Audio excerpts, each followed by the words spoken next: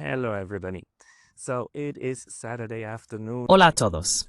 Es sábado por la tarde, 26 de abril, y están aquí con Pascal Lotas en Estudios de Neutralidad. Hoy estoy afuera, de camino a la universidad, porque es agradable y tranquilo allí por la tarde. Es muy placentero para escribir y pensar. En el camino aquí, a lo largo del río en Kioto, pensé que podríamos hablar un poco sobre lo que está sucediendo actualmente. La diplomacia de Donald Trump ha dejado a muchos de nosotros en el comentario general sobre asuntos mundiales bastante desconcertados y adivinando cuál es el objetivo de todo esto. Algunas de estas políticas parecen altamente autodestructivas. Donald Trump está difuminando las líneas entre estos diferentes tipos de políticas. Por un lado, los aranceles son generalmente políticas económicas diseñadas para ayudar a la economía local o al sector local a mantenerse a flote.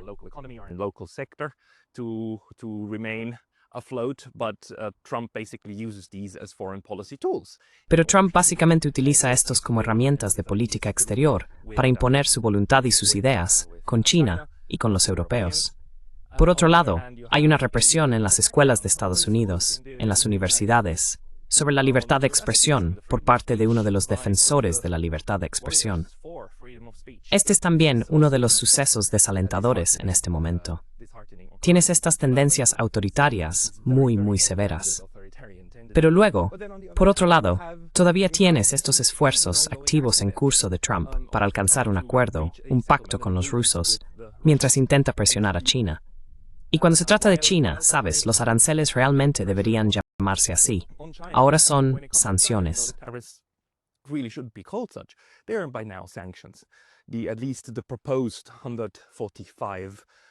Al menos los aranceles propuestos del 145%, esas son sanciones a China, ¿verdad?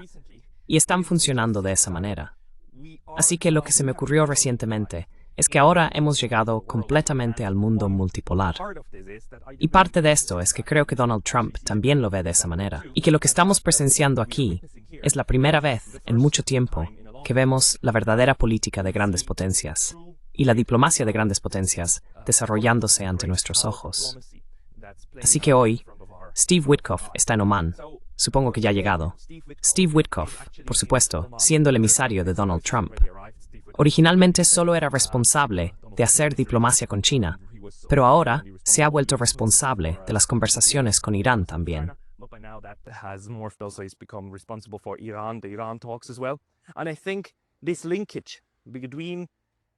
Y creo que este vínculo entre Rusia e Irán es lo que realmente necesita ser entendido con mayor precisión. Es algo que parece dejar bastante desconcertado a Alexander Mercouris en el Durán sobre por qué Steve Witkoff se molesta siquiera en ir a Rusia. Ayer viernes tuvo su tercera reunión con Vladimir Putin, ¿verdad? Pero el punto es que hoy se está reuniendo con los iraníes en Omán, en Mascate, y parece haber esta realización, al menos en el ala no neoconservadora del equipo de Trump. Y Witkoff es parte de eso. Por supuesto, no es parte de los neoconservadores, de que lo que se necesita es un gran acuerdo. Incluso si no puedes terminar la guerra en Ucrania, lo que puedes hacer es intentar definir los nuevos contornos de cómo estas tres grandes potencias interactúan entre sí.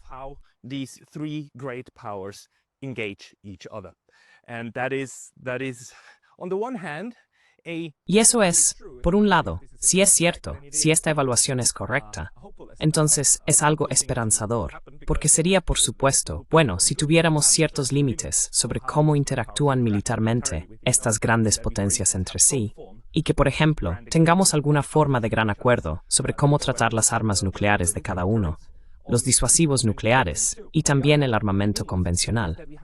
Por otro lado, lo que significa es que tenemos un acuerdo emergente de que estos conflictos militares no van a desaparecer, que vamos a vivir en un mundo donde Estados Unidos y Rusia están simultáneamente involucrados en una guerra de poder cinética y aún mantienen relaciones diplomáticas e incluso tal vez interacciones en las esferas económicas entre sí, mientras esto sucede, ya sabes.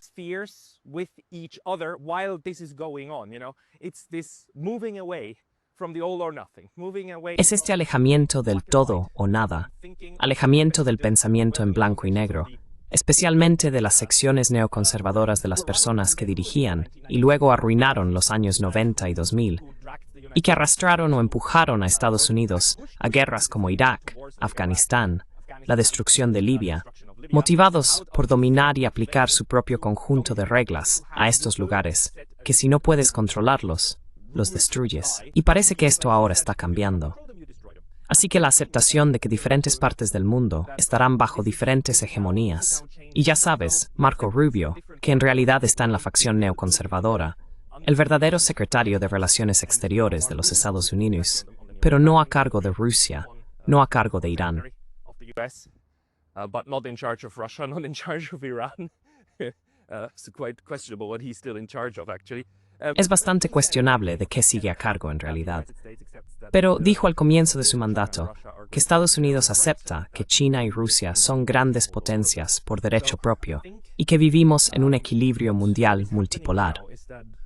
Así que creo que lo que está sucediendo ahora es que Blinken está tratando de, o no solo tratando, sino vinculando activamente el tema de Irán y Ucrania, no de la manera en que uno influye directamente en el otro, sino que el verdadero objetivo de estas negociaciones, en este momento, es llegar a una especie de proceso que luego conduzca a una renovación de ciertos principios básicos del juego.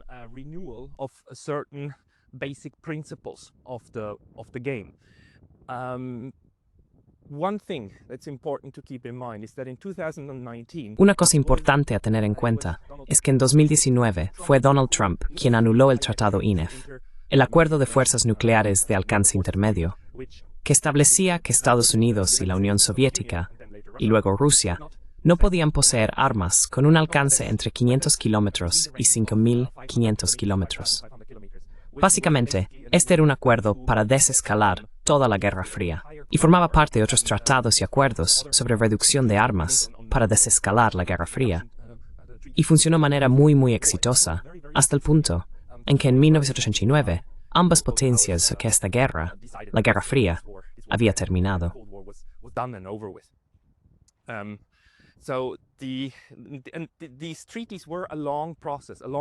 Estos tratados fueron un proceso largo, un proceso prolongado, y comenzaron con conversaciones y discusiones informales entre estos grandes rivales de poder.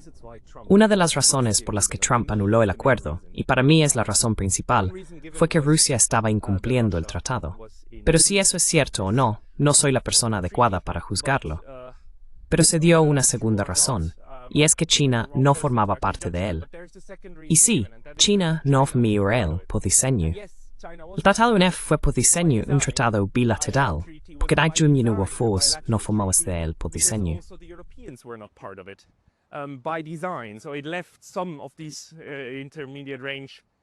Dejó algunas de estas capacidades de alcance intermedio en el continente europeo, pero eliminó la amenaza entre las grandes potencias y también redujo la amenaza de accidentes en el continente europeo. Ahora, el escenario ha cambiado y el continente europeo sigue en peligro en este momento, por supuesto. Y vemos que una parte de la guerra renovada que tenemos está en el corazón de Europa. Pero el tema de Irán y el tema de China son primordiales en el pensamiento de los europeos. Así que lo que creo que está sucediendo es que la OTAN está discutiendo o estaba discutiendo en Rusia con Putin, no solo sobre Ucrania, sino también sobre cómo tratar y abordar el tema de Oriente Medio.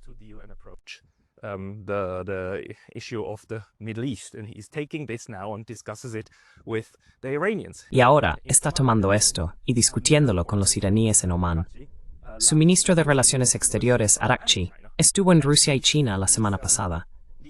Estas potencias están ahora renegociando o discutiendo cómo abordar el conflicto en el Medio Oriente. En cierto sentido, esto es algo que los tres tienen en común en este momento. Los chinos, los rusos y los estadounidenses tienen un interés inherente en asegurarse de que no ocurra la proliferación nuclear. Así que los tres tienen interés en asegurar a Irán que no necesita armas nucleares. Estados Unidos, por supuesto, está tratando de hacerlo con amenazas e intimidación. Pero Rusia y China tampoco tienen interés en una mayor proliferación. Y esto es algo clásico que sucede, ¿verdad?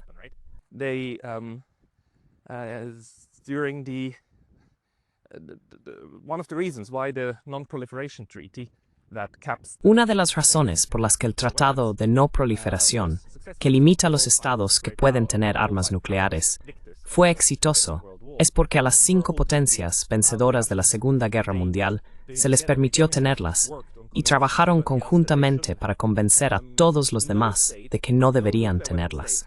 Ningún estado con armas nucleares tiene interés en que haya más estados con armas nucleares. Así que esto en realidad favorece en este momento a estas negociaciones. Las cosas que hace Donald Trump, las cosas que hace Estados Unidos ahora mismo, son para mí el resultado de este nuevo pensamiento estadounidense, que creo que Alexander Mercouris y Alex Christoforou, que están bajo Duran, llaman correctamente esferas de influencia, esferas de interés. Spheres of influence, spheres of interest. They think the Trump administration thinks in those terms, and I think the Russians and Piensan, la administración de Trump piensa en esos términos, y creo que los rusos y los chinos están realmente de acuerdo en que esta es la manera correcta de reestructurar el mundo multipolar. Ahora, lo que Donald Trump está tratando de hacer con los aranceles es usarlos más como sanciones para separar a los estados de la esfera de influencia económica china. Y esto para mí parece una política mal diseñada y autodestructiva al final, pero creo que esa es la lógica detrás de ello. Usemos un mazo para separar a los estados de la esfera económica china. Así que al mismo tiempo, las negociaciones rusas se supone que deben restablecer alguna forma de acuerdos entre Washington y Moscú. Agreements between Washington and Moscow, and the thing that Donald Trump probably learned in his first Y lo que probablemente Donald Trump aprendió en su primera administración, y debería saber a estas alturas, es que no todo, no el mejor escenario que puedas imaginar, es probablemente lo que va a suceder al final. Porque hay algo que debe entenderse bien, y es que estas grandes potencias, las grandes potencias, son países que funcionan de manera muy diferente a los más pequeños en los que tú y yo podríamos estar viviendo. Incluso países relativamente grandes, como Japón o Alemania. Las grandes potencias, en virtud de haber construido un sistema que les da tanta influencia, dominando la esfera digital, dominando la economía, dominando y gobernando sistemas monetarios enteros, han construido tantas instituciones y deben haber construido tantas estructuras que son inherentemente muy difíciles de gobernar. inherently very difficult to govern. So even though we have strong men at the helm of Aunque tenemos hombres fuertes al mando de las 3 grandes potencias en este momento, no pueden manejar todo por sí mismos, y no lo hacen. Son pastores de un sistema que necesitan mantener vivo. Y por el simple hecho de que tenemos un sistema, significa que las cosas han estado funcionando bien en el pasado y han permitido a Estados Unidos, Rusia y China producir el nivel de prosperidad necesario para también tener los implementos de guerra y los sistemas de propaganda en su lugar para controlar a suficiente parte de sus propias poblaciones. Y sucede que los sistemas se desmoronan, que las grandes potencias simplemente abandonan la escena del mundo internacional. That great powers just leave the scene of the international world. An example thereof is, of course, the Soviet Union. But the point is, the Soviet Union... Un ejemplo de ello es, por supuesto, la Unión Soviética. Pero el punto es que la Unión Soviética no fue desmantelada por el poder duro o blando de Estados Unidos. La Unión Soviética fue desmantelada por Rusia. Fue desmantelada por problemas internos que llevaron al nacionalismo en la república más grande, Rusia, a usurpar el poder y, por lo tanto, romper el sistema que la Unión Soviética había construido desde dentro. Hay personas que actualmente predicen que algo similar está sucediendo con Estados Unidos. Personas como el general McGregor están diciendo que Estados Unidos está en un atolladero interno, con tantas contradicciones, que probablemente al final eso llevará a una guerra civil. Ahora, si eso es correcto o no, no lo sé. A civil war. Now, whether that's correct or not, I don't know. But those are the things. Those are the most dangerous things to the Pero esas son las cosas. Esas son las más peligrosas para los Estados Unidos. Donald Trump. Y podemos ver cómo ciertas de estas políticas de Donald Trump son tan contradictorias y probablemente tan perjudiciales, especialmente los aranceles, ¿verdad?, que podrían realmente contribuir a esta dinámica. Así que las grandes potencias son sistemas muy complicados y complejos. Para mí se asemejan más, ya sabes, a barcos. una vez que están en camino, una vez que están en una trayectoria, es muy difícil cambiar la trayectoria. Y ciertamente no es posible poner la marcha atrás. No son coches, son barcos, grandes vapores. Y lo mejor que puedes hacer es crear procesos que luego ajusten el rumbo para evitar el desastre. Pero no puedes inmediatamente poner marcha atrás, porque tienes demasiados grupos de interés y facciones dentro del sistema que se opondrán a eso, ¿verdad?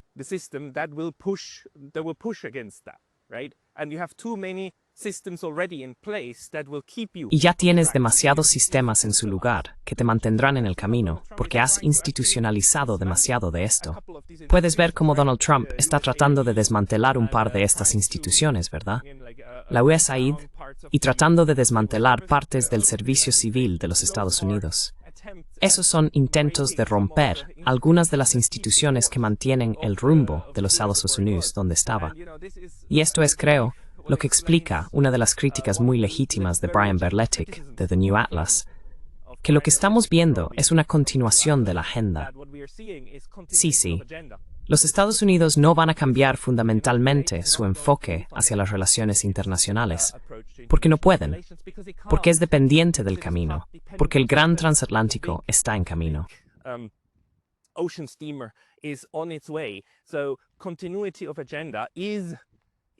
La continuidad de la agenda es algo que está integrado en el sistema, pero también lo está para Rusia, también lo está para China. No se puede cambiar fundamentalmente la forma en que estos estados conducen la política exterior debido a las instituciones que necesariamente tuvieron que construir para llegar a donde están. Ahora, lo que se puede hacer es intentar ajustar su rumbo para que no choquen directamente. Pero me parece que han llegado, al menos los rusos y los estadounidenses, a un entendimiento de que es imposible tener una relación súper armoniosa. Quiero decir, Vladimir Putin lo dijo. No debemos esperar que las sanciones desaparezcan alguna vez, porque la experiencia de los últimos 30 años, en realidad 40 años, confirma que Estados Unidos se mantendrá en estas políticas.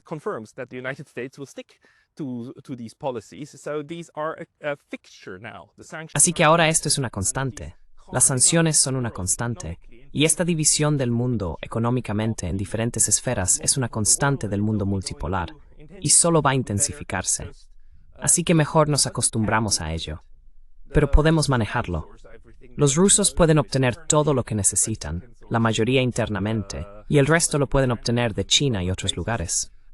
También pueden los estadounidenses, y también los chinos, y competirán. E incluso podrían ir a la guerra militarmente. Incluso podrían seguir haciendo guerras por poder, porque nuevamente, Estados Unidos también aprendió a hacer guerras por poder, y las han estado haciendo e implementando en Afganistán y Ucrania.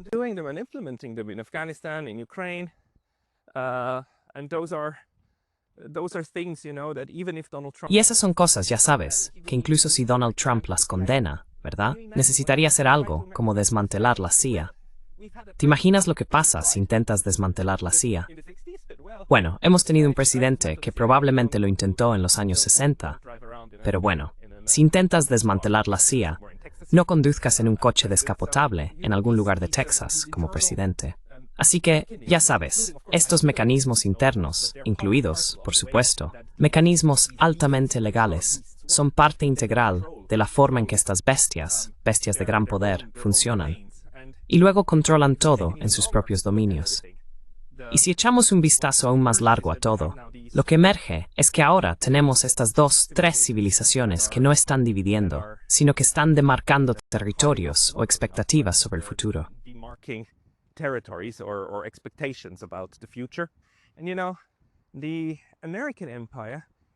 Y sabes, el imperio americano es realmente solo el último gran imperio de los europeos, ¿verdad?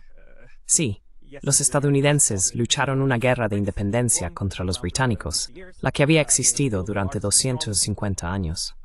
Han construido el imperio más grande y fuerte que el mundo haya visto. Pero la forma en que la política global está avanzando ahora está empoderando a estos otros lugares. Estos 70, 80 años de descolonización nos han dejado ahora con muchos más actores en el escenario mundial. Y el mundo nunca ha sido un lugar completamente igualitario.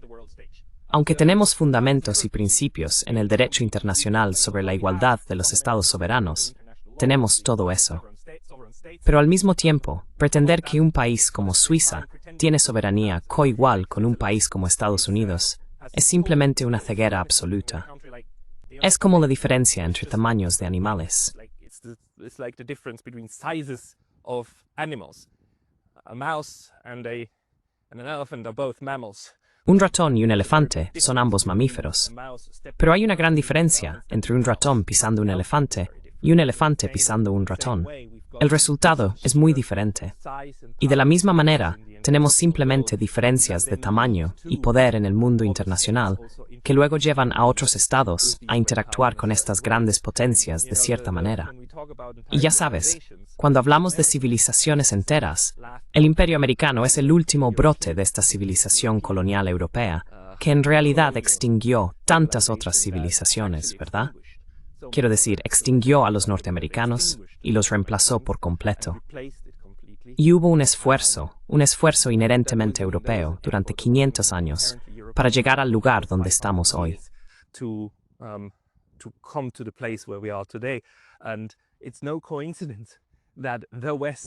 Y no es coincidencia que cuando miramos al occidente, combinamos a los europeos con los norteamericanos, los australianos y los neozelandeses, ¿verdad? Es blanco. Es la parte blanca del mundo que luego también utilizó la esclavitud y demás para traer otras partes del mundo a estos lugares. Y ya sabes, todo esto es parte de estos 500 años. ¿Debería llamarlo un crimen o debería? No sé. Es simplemente lo que pasó. Son los 500 años que ocurrieron y los 500 años de colonialismo que hicieron al planeta lo que hicieron. Y los estadounidenses son el último gran brote de esto. También es la forma en que funciona el pensamiento en este mundo occidental, donde ves que piensan en el mundo de una manera muy determinada y de una manera muy impulsada por la dominación.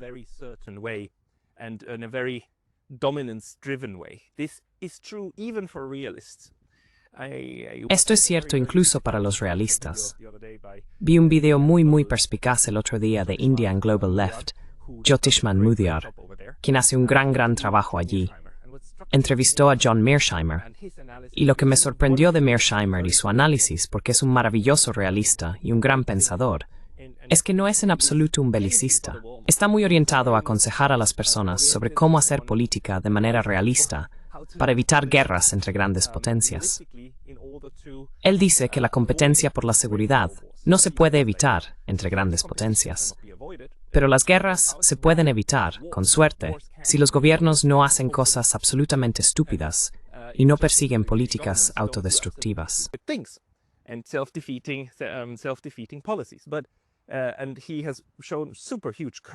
Y ha demostrado un tremendo coraje cuando escribió el libro sobre el lobby de Israel, y se mantuvo firme en eso. Pero incluso él, cuando analiza China y cómo China se convirtió en una gran potencia en el podcast, dijo eso nuevamente, y lo ha dicho muchas veces antes. Básicamente dice que China es el error de Estados Unidos, porque Estados Unidos permitió que China ingresara a la Organización Mundial del Comercio y ayudó a China a convertirse en una potencia económica. Y sobre este poder económico, China ha estado construyendo poder militar. Y ahora, desde que dice 2017, considera a China como una gran potencia y superpotencia que rivaliza con Estados Unidos. Lo interesante de este enfoque es, por supuesto, que incluso él no atribuye el éxito de China a China, lo atribuye al fracaso de Estados Unidos.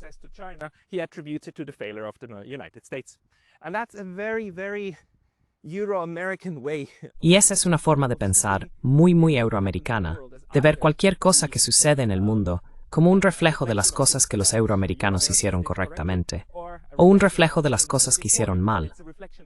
Pero es un reflejo de ellos. Es una función de lo que hicieron, no de lo que está sucediendo en el mundo internacional. Ahora, estoy bastante seguro de que John Mearsheimer tendría muchas opiniones sobre esto. Y estoy seguro de que su pensamiento es mucho más matizado de lo que lo estoy retratando aquí. Pero la propensión de los euroamericanos a verse a sí mismos como el centro del universo, eurocentrismo para los europeos, y lo llamo quintesencialismo americano para los estadounidenses, Esta idea de ser la nación insustituible y la ciudad resplandeciente en la colina, desde donde todo lo demás para el mundo emana. The shining city on the hill, right from where everything else for the world then emanates. That thinking is very deeply ingrained in just the philosophical upbringing. Ese pensamiento está muy profundamente arraigado en la formación filosófica de las personas en Occidente. Y ahora, para mí, es donde vamos a tener no un choque, sino un cambio serio. Este sistema necesita adaptarse por primera vez al hecho de que existen diferentes enfoques civilizacionales hacia la política mundial, y que tienes un sistema en el que China podría crear diferentes entendimientos de cómo interactúa con naciones, con vecinos como Japón, Mongolia y Rusia. No vamos a deshacer el derecho internacional. Esa es quizás la buena noticia de todo esto. El derecho internacional se queda con nosotros, y las Naciones Unidas parecen quedarse con nosotros, porque ninguno de los tres realmente cuestiona esto. Because none of the three actually questions this, but we are headed for a serious overhaul Pero nos dirigimos hacia una revisión seria de las relaciones bilaterales entre países. between countries. Y creo que para llegar a una conclusión, mientras me acerco al final. ¿Por qué hacen esto? En general, lo que estamos viendo ahora es este ajuste de Estados Unidos a esta nueva realidad. Aunque muchas de estas políticas también son contraproducentes, y no estoy diciendo que estén bien pensadas, creo que son globos de ensayo. Muchos de ellos, y podrían simplemente acelerar y precipitar el declive de Estados Unidos como el punto de anclaje del imperio occidental. Probablemente lo hagan. Pero creo que en general de eso se trata el enfoque de esta administración bajo el señor Trump. Globos de ensayo para crear estos temores. Y un nuevo acuerdo con Rusia y China sobre la cuestión de las armas. A new agreement with Russia and China on the weapons question. He did have that already on his agenda before. Ya tenía eso en su agenda antes. Habló sobre ello. Habló sobre el hecho de que le gustaría eliminar gran parte del armamento estadounidense, ruso y chino, y que este vínculo que está ocurriendo ahora es el intento de forjar un nuevo gran acuerdo, o llamémoslo un gran entendimiento estratégico, de los límites del sistema en el que vamos a vivir, donde las guerras aún son posibles, donde la interacción militar aún es posible, pero donde la interacción económica y diplomática también sigue siendo posible. No tenemos blanco y negro, y no tenemos paz mundial, pero por otro lado, tampoco tenemos una destrucción total y absoluta del mundo.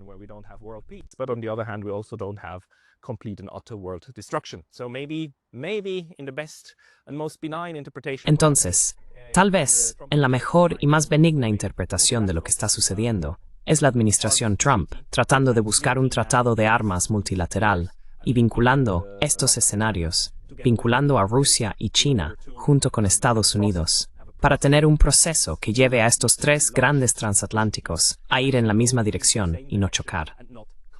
Llámame optimista, y soy un horrible optimista, pero tengo la corazonada de que de eso se trata todo, hacerlo responsable de ambos escenarios. Of making him responsible for both theaters, because Witkoff is the most rational. Porque Witkoff es el más racional de los negociadores, y junto con la parte racional del equipo de Trump, aquellos que quisieran desescalar. Así que creo que actualmente estamos viendo el intento de desescalada, a pesar de que Donald Trump está bombardeando Yemen, lo cual es algo horrible de hacer, y a pesar de que él da luz verde a la continuación del genocidio de los palestinos. No estoy diciendo que esto sea algo bueno. Todo lo que digo es que todas estas cosas están sucediendo al mismo tiempo, y la contingencia, el momento actual, se presta a diferentes trayectorias en el futuro.